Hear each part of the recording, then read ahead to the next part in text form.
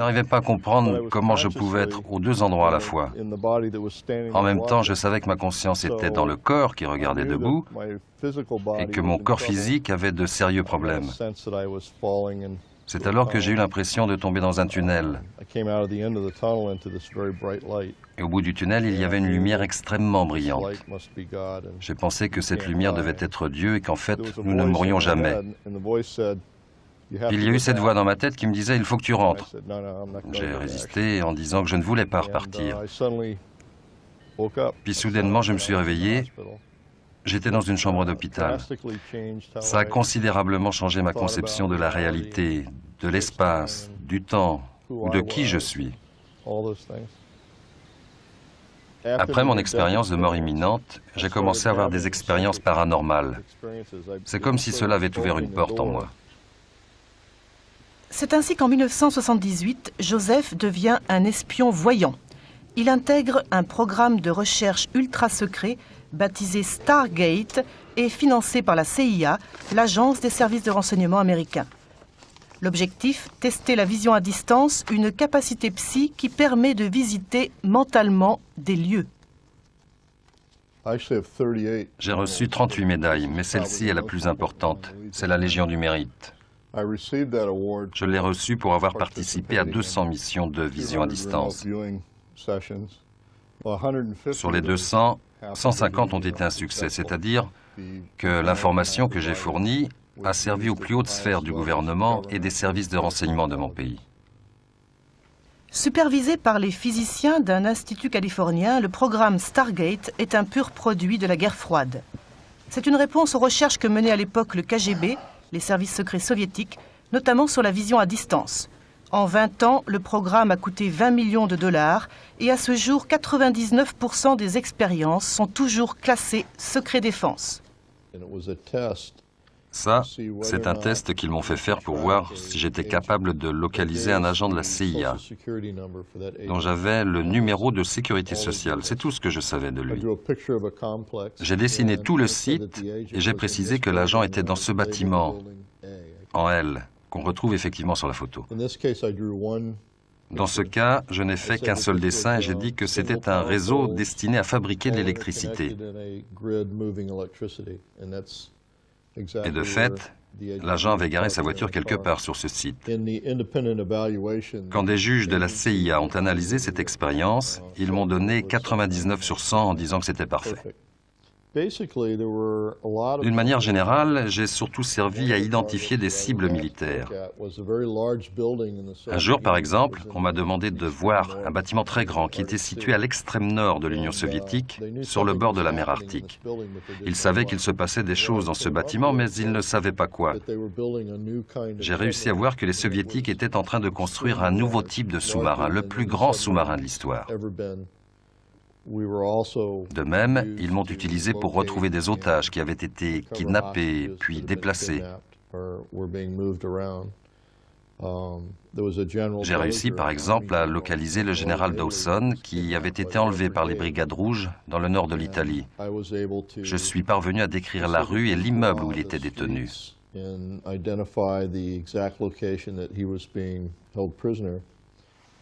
Depuis, Joseph a quitté la CIA pour travailler en indépendant. Ses clients, la police ou de grands groupes industriels. Souvent, on me demande « Qu'est-ce que ça fait de vivre avec un sujet psy ?» Je dis « Rien de particulier, c'est un être tout à fait normal. » D'accord, il est capable de retrouver des personnes disparues ou de voir des événements du passé ou du futur, mais une blague entre nous, c'est qu'il est capable de faire des miracles, mais pas de retrouver la clé de voiture quand nous l'avons perdue. C'est vrai qu'il est très difficile pour moi d'utiliser mes capacités psy pour mes proches ou pour moi-même. Je pense que c'est dû au fait que, dans ce cas-là, on s'investit d'une manière très particulière et qu'inconsciemment, on cherche à influencer le résultat en sachant exactement ce que l'on veut, ce qui n'est pas bon. En France, un homme se bat pour que le paranormal soit étudié scientifiquement. Mario Varvoglis, un parapsychologue américain, qui vit à Paris depuis 15 ans. Bonjour. Bonjour. Ça va bien? Aujourd'hui, il a rendez-vous avec Ranky, un expert en illusionnisme, passionné par le psy, mais intraitable dès qu'il s'agit de débusquer les tricheurs. Bonjour. Les deux hommes ont décidé d'organiser ensemble une double expérience de vision à distance, avec à Paris Maude Christen et en Virginie Joseph McMoneagle. À Paris, il est 14h, 8h en Virginie. Notre comité d'expertise des phénomènes paranormaux s'est réuni, nous étions 3, et nous avons établi un protocole très rigoureux qui garantit formellement l'impossibilité totale de frauder. Maude va exercer sa capacité de précognition. Elle doit essayer de voir le futur en devinant l'endroit où se trouvera Mario à 18h.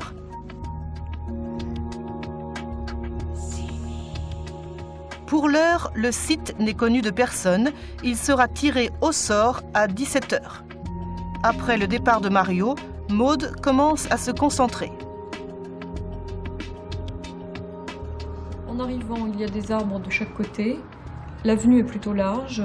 Je sens une certaine austérité, quelque chose de solennel. C'est presque pompeux. 17h20 dans un bureau parisien. Ranky tire au sort le lieu où va se rendre Mario. Pour cela, il a préparé 25 enveloppes numérotées contenant chacune une destination à Paris ou en proche banlieue.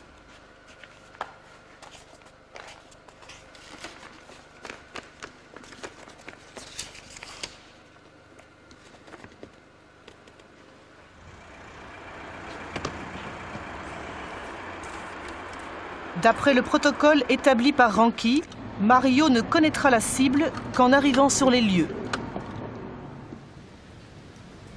Au même moment en Virginie, Joseph entre en méditation.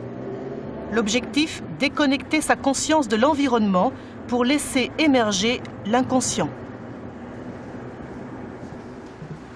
C'est le pont? Belle, super. C'est presque trop riche. Ah oui, oui, oui, oui. Il y a tellement de choses. Ah ouais, c'est extraordinaire. Mais il y a ces structures ici aussi qui est dominante. Oui, il y a ça, oui, bien sûr. Ah bah oui, c'est le pont Alexandre. J'ai fait le vide dans mon esprit et maintenant j'essaie d'avoir des images de ce que Mario voit maintenant à Paris.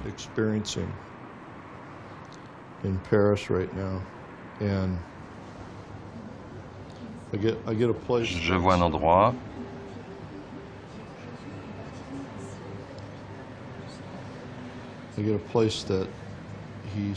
On dirait qu'il se penche vers la gauche.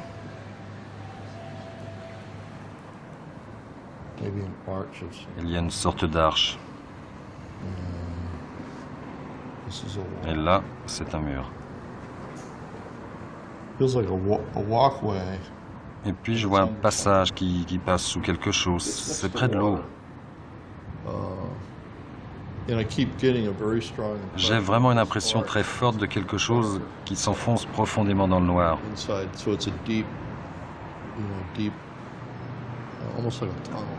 Un peu comme un tunnel. Là, c'est ouvert. Ici aussi. Et ça, c'est peut-être un pont qui traverse comme ça.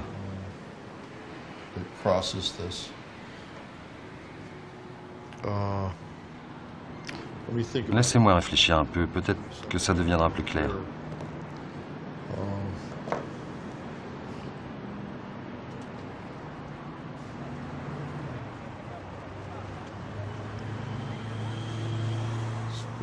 C'est très bizarre, je vois une main.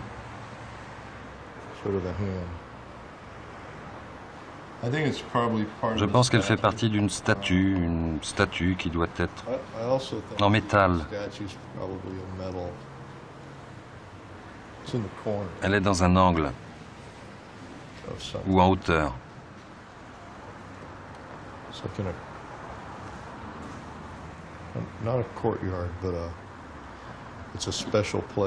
C'est comment dire, un endroit particulier comme ça, avec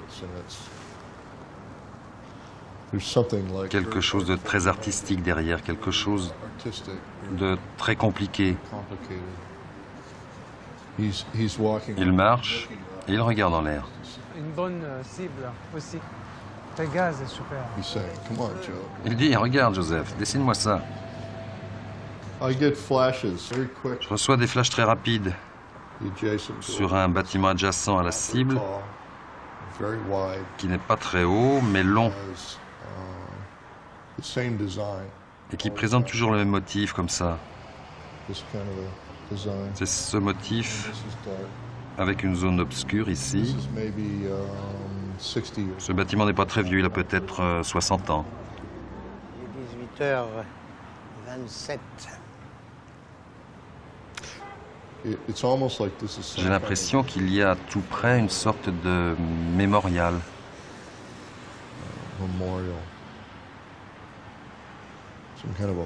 Quelque chose dédié à la mémoire d'une personne célèbre ou d'une scène historique.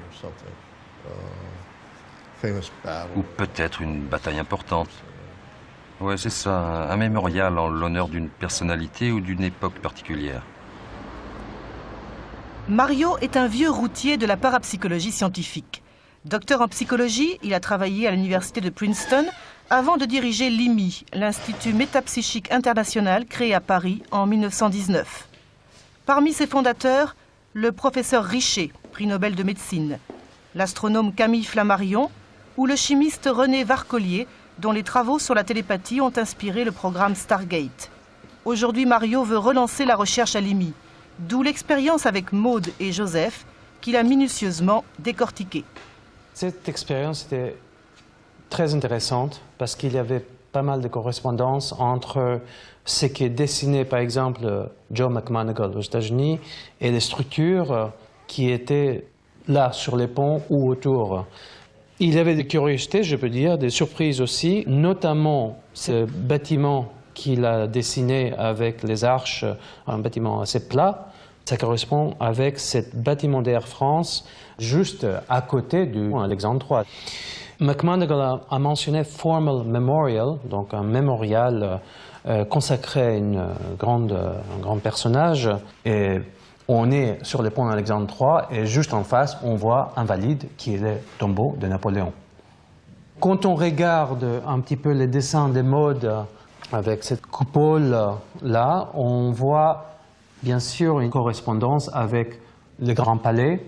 Ce qui est intéressant, bien sûr, c'est que le Grand Palais est très intimement lié au pont Alexandre III. Ils font partie du même ensemble architectural qui était construit à la fin du 19e siècle pour l'exposition universelle. Ce lieu a vu passer de très belles réceptions avec des robes somptueuses. Je sens dans ce lieu une très grande concentration de matériaux précieux.